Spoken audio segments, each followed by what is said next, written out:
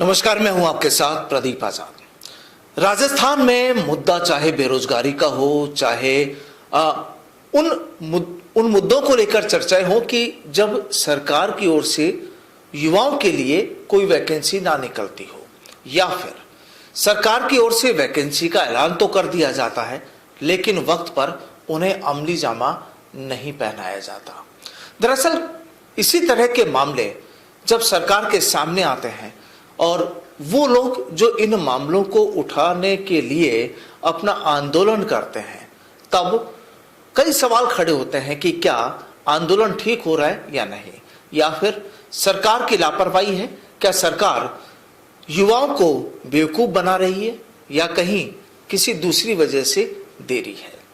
दरअसल अक्सर इस तरह के मामले जब जब देखने में आते हैं तब सरकार के खिलाफ भी वो लोग बिगुल बजाते हैं जो लंबे समय से भर्ती परीक्षाओं के इंतजार में होते हैं। अब कहानी क्या होती है, वजह क्या होती है, और क्यों अगर सरकार कोई ऐलान करती है तो उसे अमली जामा क्यों नहीं पहनाया जाता वक्त पर, और आखिर राजस्थान में आज भी क्या यूथ की या बेरोजगारों की समस्याएं बरकरार है? क्या जिन बातों को लेकर सरकार की ओर से वायदे किए गए थे क्या वो पूरे हुए? आज इन तमाम मुद्दों पर चर्चा होगी, और चर्चा के लिए हमारे साथ मौजूद हैं भरत बेनीवाल, जो लगातार यूथ और बेरोजगार युवाओं के लिए संघर्ष करते रहे हैं। बेनीवाल जी, आपका बहुत बहुत स्वागत है हमारे साथ जुड़ने के लिए। देखिए, लंबे समय से कई मुद्दों को लेकर आपके आंदोलन, आपके प्रयास, कई चीजें जारी हैं। आज की स्थिति में देखा जाए, देखिए राजस्थान में इलेक्शन में अब ज्यादा वक्त बाकी नहीं है, और जाहिर सी बात है कि जब इलेक्शन का काउंटडाउन शुरू होता है तो सरकार भी जो अपने वायदे होते हैं, जो योजनाएं होती हैं, उनको क्रियान्वित करने की कोशिश करती है। अब चूंकि लंबा समय हो गया कई मुद्दों को लेकर आपके आंदोलन को, तो क्या लगता है कि कहाँ अपने आप को आप खड़ा हुआ पाते हैं? जी, खड़ा हुआ तो कहाँ पाएंगे अपने आप को, जब जो चीजें मैनिफेस्टो में पार्टियां लेके आती है, जैसे कांग्रेस सरकार अभी आई, तो जो पिछला जो दिसंबर में चुनाव हुआ था, अब 2023 में वापस दिसंबर में चुनाव है, उसी के अकॉर्डिंगली 5 साल बाद, तब जब चुनाव हुए थे 2018 में, तो उस वक्त इन पार्टियों ने बड़े बड़े एजेंडे रखे, बड़ी बड़ी बातें रखी, मैनिफेस्टो के अंदर कहा कि हम ये करेंगे युवाओं के लिए, ये करेंगे किसानों के लिए, ये करेंगे मजदूर वर्ग के लिए, ये करेंगे महिलाओं के लिए, ये करेंगे राजस्थान के लिए, और न जाने कितनी बड़ी बड़ी रेवड़ियां बांटने की बात करी, बड़ी बड़ी बातें करी। देखिए, सबसे पहले तो मैं जब आपसे जुड़ा हूं तो सबसे पहले मैं 2-3 बार कई जगह पे ये मांग उठा चुका हूं, और आज फिर आपके सामने यही बात कहना चाहूंगा मीडिया के माध्यम से। जो साथी लोग इस वीडियो को देख भी रहे हों अभी इसको, इंटरव्यू को, तो मैं उनसे भी कहना चाहूंगा कि इस बात को आप जरूर शेयर कीजिएगा साथियों, क्योंकि जो मैनिफेस्टो है उसके लिए हमने अब एक अभियान शुरू किया है। उस अभियान के तहत जो भी पार्टी अपना मैनिफेस्टो जारी करती है, उस मैनिफेस्टो का 80% या 75% वो पूरा नहीं करती है, तो उस पार्टी के खिलाफ कार्रवाई होनी चाहिए, उन पे क्रिमिनल एक्ट्स में धाराएं जो है मुकदमे दर्ज होने चाहिए।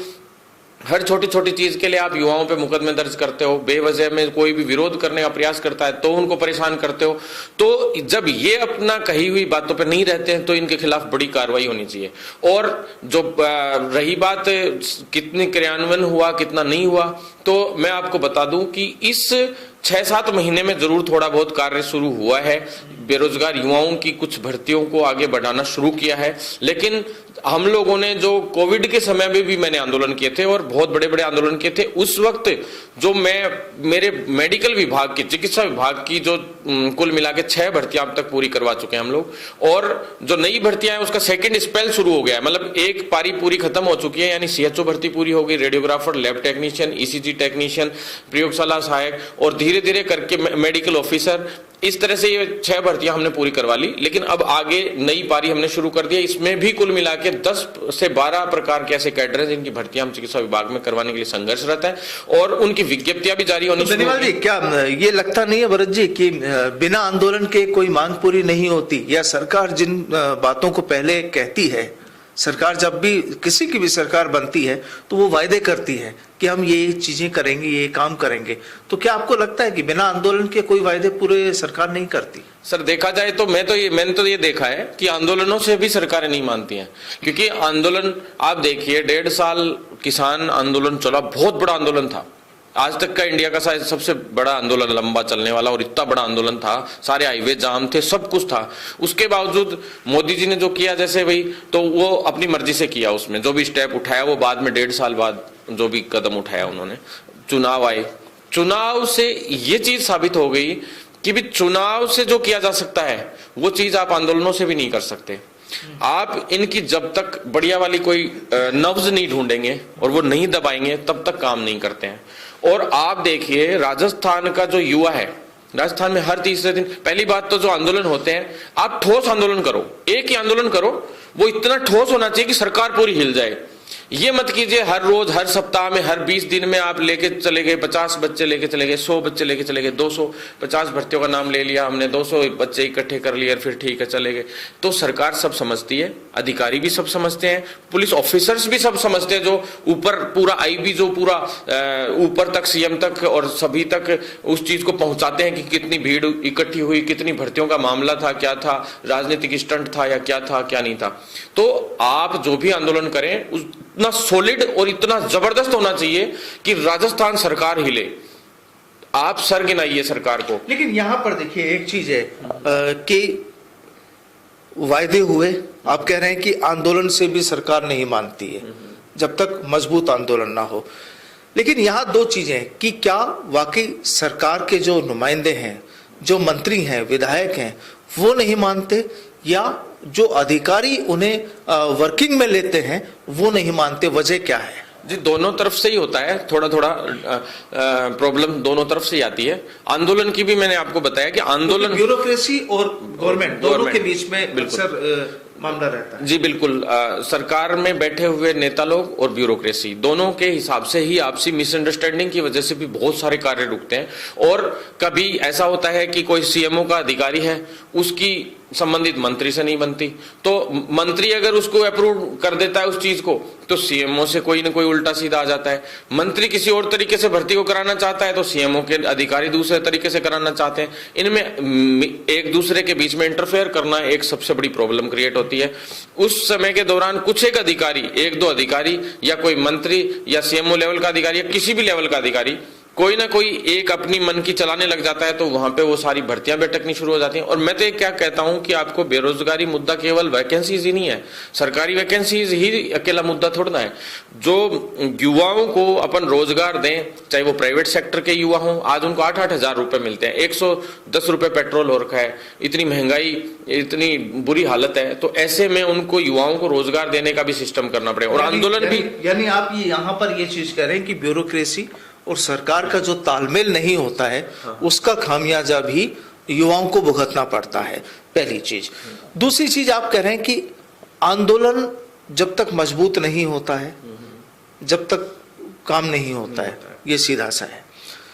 तो अब लगातार जब आप आंदोलन करते रहे हैं कई मुद्दों को लेकर, कई मामलों को लेकर, कई चीजें आप कह रहे हैं कि पूरी हो गई और कई मामले ऐसे हैं जो पूरे नहीं हो पाए, तो क्या ये माना जाए कि अब उनको भी पूरा करने के लिए और सरकार पर प्रेशर बनाने के लिए, चूंकि अभी आप डायरेक्ट राजनीति में नहीं है, आप कह रहे हैं कि सियासत, जो राजनेता है और ब्यूरोक्रेसी दोनों में टकराव होता है, तो क्या अब भरत बेनीवाल खुद भी कोई एमएलए या कोई इलेक्शन लड़ने की तैयारी में है ताकि यूथ के लिए और बेहतर तरीके से लड़ाई लड़ी जा सके? जी देखिए, भरत बेनीवाल की नहीं कहता मैं सभी की कहता हूं। मैं तो ये कहता हूं ऐसे युवा जिनको लगता है कि हमें इस देश को बदलना चाहिए, इस सिस्टम को बदलना चाहिए, राजस्थान को बदलना चाहिए, और जो शोषित वर्ग है, चाहे वो युवा शोषित हैं या मजदूर वर्ग है, किसान वर्ग है, कोई भी वर्ग हो, किसी भी वर्ग का व्यक्ति हो, जो भी शोषित है, उस वर्ग को नेतृत्व करने वाले लोग, उस समुदाय को नेतृत्व करने वाले लोग, और जो वास्तव में बदलाव चाहते हैं वो लोग, उन सभी को, उन सभी युवाओं को, सबको आगे आना चाहिए। जो रास्ता आंदोलन से हम निकालते हैं उसमें 10-10, 15-15 दिन लग जाते हैं आंदोलन में, और फिर उसके बाद वो मांग पूरी होती है। खूब भागदौड़ सड़क पे आंदोलन करते हैं, सभी जगह आंदोलन, भीड़ इकट्ठी करते हैं, खूब हंगामा करते हैं, उसके बाद काम होते हैं। तो वही काम अगर अच्छे अच्छे लोग जीत कर आए, युवा विधायक बने, युवा सांसद बने, आगे आके सिस्टम में आए, मंत्री बने, तो ऐसे में वो ही काम सिर्फ एक कलम से हो जाए। लेकिन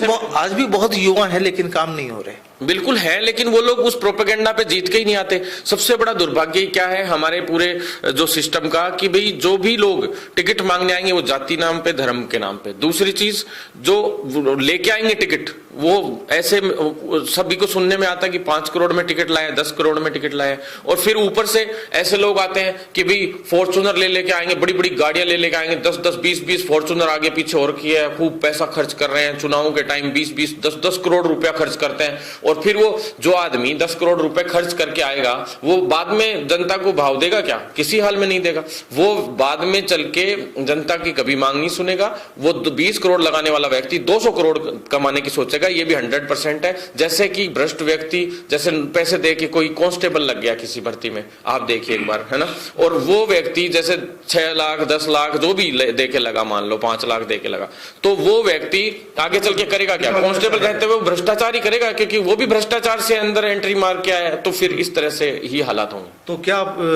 चुनाव की तैयारियां हैं जो अगले साल राजस्थान में विधानसभा चुनाव होने? जी बिल्कुल, चुनाव की तैयारियां हैं, 100% हैं। और मैं ये कहता हूं, मैं ही नहीं, कम से कम 20 युवाओं को चुनाव और लड़ाएंगे हम। और कोई बड़ी बात मत मानना कि 200 की 200 सीटों पे हम लोग युवाओं को आगे करेंगे और मजबूती से करेंगे, और कुछ ना कुछ ऐसा तैयार करेंगे प्लेटफॉर्म पूरे राजस्थान में कि कुछ ना कुछ अच्छा ही होगा आने वाले भविष्य में, और पूरी राजनीति को हम बदल के छोड़ेंगे। चुनौती किसको देंगे? कांग्रेस को, बीजेपी? सबको चुनौती देंगे। जो सामने आएगा, जो पावर में आएगा, जो हमारी मांगों पे विचार नहीं करेंगे। अभी हमारे पास है 1 साल और 3 महीने है अभी टोटल मिला के, ये मान लीजिए कि 14 महीने हैं, तो 13.5-14 महीने मान लीजिए, जिसमें आचार संहिता लग जाएगी। उससे पहले बड़े बड़े आंदोलन करेंगे जबरदस्त, और देख लेते हैं अगर मांगे पूरी नहीं होती हैं तो युवाओं को लेके आएंगे राजनीति में, खुद भी आएंगे और 100% इंटरफेयर करेंगे इस बार हम लोग पूरे चुनाव को। ऐसे नहीं होता है 100-200 लोग इकट्ठे कर लिए, किसी का माहौल बिगाड़ दिया।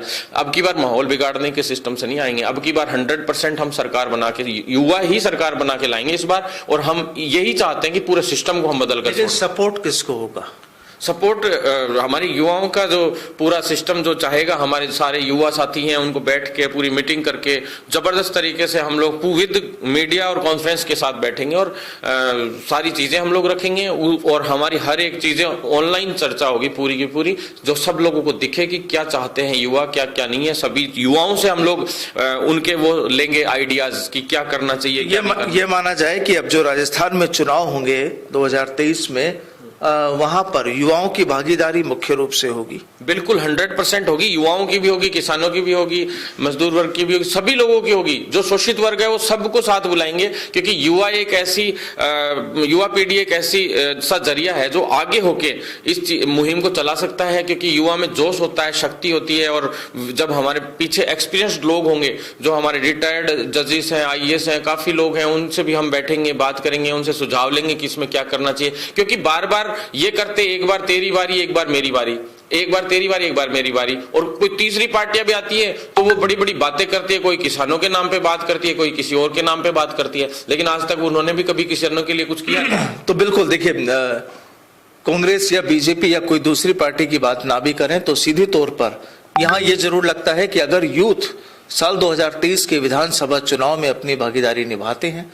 तो टक्कर दे सकते हैं, एक चुनौती खड़ी कर सकते हैं। और जाहिर सी बात है कि सरकार किसी की भी हो, कांग्रेस हो, बीजेपी हो या कोई भी राजनीतिक दल हो, लेकिन सभी को, आम जनता को, आम यूथ को, आम बेरोजगारों को ये उम्मीद जरूर होती है कि सरकार उनकी सुनवाई करे ताकि उन्हें सड़कों पर ना उतरना पड़े। लेकिन देश में जो हालात पिछले कुछ वक्त में बन रहे हैं, जो बने हैं, जो तस्वीरें जो लगातार देखने में आ रही है कि अब केवल आम जनता नहीं, अब तो अपनी मांगों को लेकर राजनीतिक दल खुद भी सड़कों पर तैयार हैं उतरने को, और हाल ही में ये तस्वीरें भी हमने देखी है। बहरहाल देखते हैं कि साल 2023 में राजस्थान में आखिर युवाओं का भविष्य क्या होता है। बहुत बहुत शुक्रिया भरत जी हमारे साथ जुड़ने के लिए। फिर मुलाकात होगी एक नई शख्सियत के साथ। फिलहाल नमस्कार।